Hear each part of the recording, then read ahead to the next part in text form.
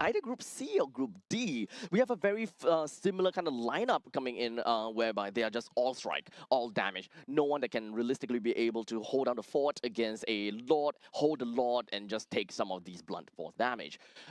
Team Philippines, they're here to kind of show us a masterclass. How do you run a composition like this? How do you play a fast game? Yeah, now we head on into game number 2 of Team Malaysia versus Team Philippines. Right now, Team Philippines 1-0 ahead with a very clean first game so far. Now, with a completely new look on their lineup, not having the Akai this time, instead picking up that Harley on Nepomuceno. Wonder how it's going to go as they're playing a very guerrilla warfare kind of playstyle. As we move on here, let's take a look more about the lading situations. It is going to be the Claude and the Moskov. So they are just going to be going back to back and neck and neck with one another. It's not going to side to anyone at this point in time. But looks like we're looking at something over here. Nazan hoping that he'll be able to open things up onto De La Cruz, but unfortunately, he does have the quick sand guard, so he should be a-okay. Nepomuceno flickers himself on forward, tries to get a kill onto Akif, and he will be able to successfully do that. Yeah, and that's a flicker usage coming out from the side of Akif. So we do see that early game just priority onto Akif, even onto game 1 as well, right? Just try and threaten the Atlas as much as possible. He might be a tanky boy in the later stages of the game, but right now, as of level 1 to level 2, there is no capability of him being able to soak up the damage. We do have the turtle that eventually spawn up in 10 seconds. And Team Philippines, at this point in time, they have the general control of the river line. And there's really not much that Team Malaysia could do because, once again, the main guy that opens up the map a little bit here is really just going to be the Atlas. No one else until Razif can open the map with him. But right now, we just want to see him deal more damage rather than to really open up the map. Yeah, once again, Team Philippines, they will try and take these segmented team fights as much as possible. If they have the man advantage, they will try and rotate Viana over. Currently has that blazing duet in that mid stage, but now Akif not having that fatal links here. Nepomuceno takes the turtle though. Really fast pace, and in fact, Razif finds himself taken down already. The rest of the members for the side of Team Philippines just going to remove themselves onto the face of Amar, and he will go down. Yeah, just early rotation, right? This is the key play style of expanding rivers, where you're able to rotate your gold laner into that first turtle skirmish. And Viana on that BMI Claude using hero, where you're able to jump in and out of the fight as he pleases, the extra blazing duet just goes a long way. Already 3 kills credited to the side of Team Philippines. Understandably, the pilot really changes how these kind of composition plays out. As such, they move on to the middle lane. In fact, even start diving onto Amar, and they don't care about anything at all. They may have lost a life from the side of De La Cruz, but it's a 1-for-1 trade between the roamer and the mid lane that is well worth it. Yeah, at this point, De La Cruz, he's going to play the same playstyle that he has been playing the Cho as well. You're trying to open up the map as much as possible, right? And for now, we do see the Claude able to farm out the dual lane as well. He is farming up the top lane as well as the mid lane. And this is before that pre-5 minute into the map. This is going to accelerate the farm even more. And him joining the team fights, him having that ability to have that blazing duet, that's going to deal so much more damage if he has so much more farm. Unfortunately, we are already 4 minutes into the game, and Team Philippines have got a 2.3 thousand gold lead. So that means that the main idea of Team Philippines is already, or rather their main strategy is already on the way. They need to have that snowball, and they need to be able to be on top of Team Malaysia in order for their damage to not be, brushed off easily. Every single one of these hit points or every single one of these damage from Team Philippines will mean a lot. Yeah, if you take a look at the minimap, the creep priority has been fulfilled, right? Keeping Razif at the bottom of the lane, making sure that the Shifting Skies is not there. Venuya taking the map space to proxy, knowing that Nepomuceno is able to assist and chasing Razif all the way because the vision on that mid lane is secured as well. Team Philippines! Venuya just gonna be flickering right in the face of Razif. Takes him down pretty effectively while we move on to the top lane. Team Malaysia wants to fight back against Team Philippines. They manage to take down down Viana. De La Cruz joins into the fray and hoping that he will be able to just push the rest of Team Malaysia away. Papico comes back in, gets a kill on Akif, and opens up the RWM. Double kill on top of Ilton. And now Nazan hoping that he will be able to run away, but unfortunately the Void Crystal slows him down, picks him off, and De La Cruz takes that kill. Any lesser team would have disengaged from that team fight, but no, Team Philippines does not back off. You know why? Because they used everything onto Viana, and they know for a fact they are so good at the utility cooldowns. They know for a fact that the enemy does not have this ability available, and that's just top tier mlbb that we're seeing right now. And for the side of Team Philippines as well, Binuya just giving up his life for Viana to somewhat come back into the game as well. That's the lead that we want to see from Team Philippines in order for this lineup to eventually work out. And it did work out very well.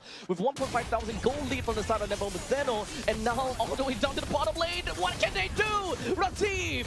Unfortunately, it doesn't seem like he will be able to do too much from here. He wanted to get a kill down onto De La Cruz. And wait, hold on a second. They managed to. With a good fatal links that connected down to De La Cruz. And Papico down over to the hands of Ratief. Yeah, that's the problem with the side of Team Philippines lineup, right? They don't excel when it comes down to a straight up man fight. If Team Malaysia, they do get that lead, they do get that man advantage. Team Philippines, well, they don't do well. They want to take these 1v1s, they want to take these 1v2s and spread them across the map. But Vinuya, man, oh man, he's putting a lesson on the Paquito so far. A masterclass. He understands that there is no need to immediately just burst the opponents down because he can't exactly. He needs to land a couple of those auto attacks in order to really get a kill on Nazan. Waiting for the S1 to appear from Nazan. Once he creates space, then there's gonna be a quick little punch from the side of Paquito in order to close up the gap and get a kill.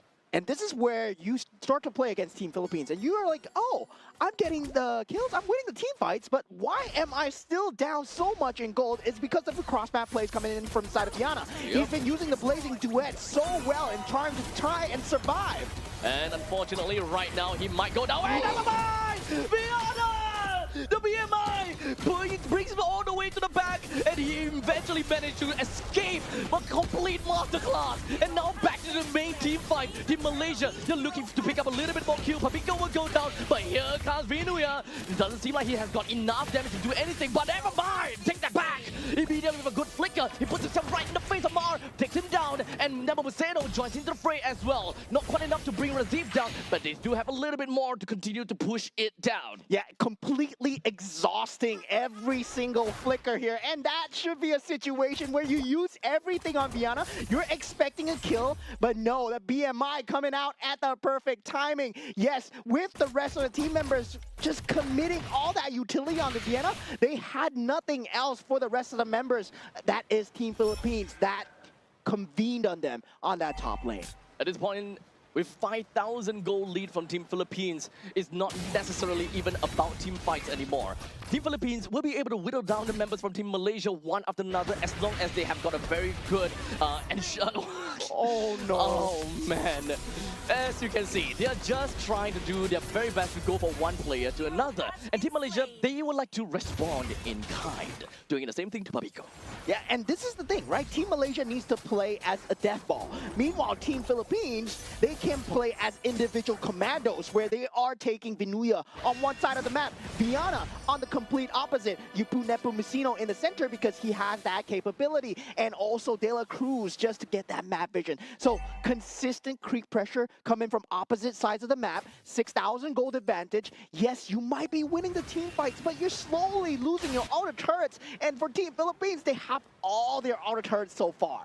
Unfortunately, if we're talking about the frequency of skirmish versus team fights, the amount of skirmishes definitely is maybe 2 or 3 times more than, you know, some of these team fights out there. So Malaysia, they may win some of these team fights as you mentioned before, but when it comes down to skirmishes, Team Philippines definitely takes the cake. And overall and over the long periods of time, Team Philippines, doesn't matter if whether they lose some of these team fights, it doesn't really matter. But in the meantime, there we go, it's gonna be a big team fight, but the Lord, Sand Sweepers are flying up to the air right within Papico's RWM. And that's more than enough for Team Malaysia to take 2 L's to their name. Razif hiding inside of these brushes, and there's no way he's gonna get himself right out of the hands of Viana. And you can take one, you can take Nepomuceno out, but we're gonna make you pay, right? This is what Team Philippines is all about. Because right now, Philippines, Viana is at critical mass. Look at how much damage the Blazing Duet does when a good Claude player is given the farm. And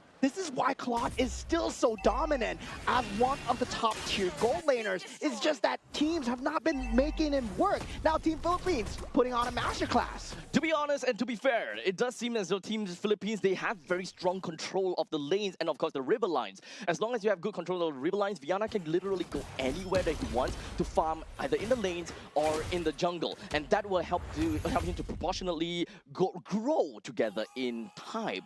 With 7,000 gold lead in favor for Team Philippines, Malaysia is way, way behind. And despite the fact that this is a very well-balanced team composition with good tank... Oh, wait, hold on a second. What was that? As the Raging Sandstorm lands, De La Cruz unfortunately will sacrifice his own life, and he's taking a lot of enmity coming from the side of Team Malaysia. He may sacrifice his life, but managed to allow his team to take a keep and Rajiv down. As continuously from this point onwards, Zan looks to get a kill. He managed to pick up a double, but Biko will take him down once and for all. While Vinuya goes for a little bit of style onto the side of Team Malaysia. Ilton now, as of course the Moskov, he do whatever they can to push out the waves and to survive. One more creep wave coming in from side of Team Philippines. This might be the end here as they're trying to go for it. Ilton does go down. Team Philippines, they go for the throat here.